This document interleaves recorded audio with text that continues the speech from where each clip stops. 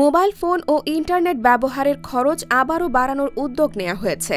জাতীয় রাজস্ব board mobile রিচার্জের সম্পূরক শুল্ক 20% থেকে বাড়িয়ে 23% করেছে। এর ফলে 100 টাকার রিচার্জে গ্রাহককে 56 টাকার বেশি কর দিতে হবে। ব্রডব্যান্ড ইন্টারনেট সেবায়ও 10% শুল্ক আরোপ করা হয়েছে। 9 জানুয়ারি এনবিআর মূল্য সংযোজন কর ও সম্পূরক শুল্ক আইন 2012 সংশোধন করে এই অধ্যাদেশ জারি করেছে। 2024-25 অর্থ বছরের বাজেটে মোবাইল ফোন সেবায় শুল্ক 15% থেকে বাড়িয়ে 20% করা হয়েছিল। এর সঙ্গে 18% ভ্যাট ও 1% সারচার্জও যোগ করা হয়েছে। ফলে 100 টাকার রিচার্জে 54.5 টাকা কর দেয় সরকার।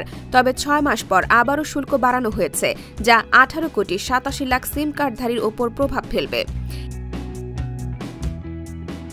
এই শুল্ক বাড়ানোর সিদ্ধান্ত এমন সময় নেওয়া হয়েছে যখন মোবাইল ইন্টারনেট ব্যবহারকারী সংখ্যা কমছে।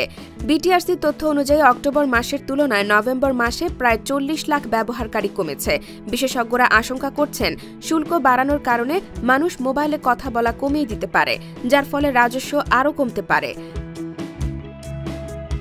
বাংলালিংকের chief corporate officer Taimur Rahman এবং রবির chief corporate officer Shahed Alam শুল্ক বাড়ানোর এই সিদ্ধান্তের বিরুদ্ধে মন্তব্য করেছেন।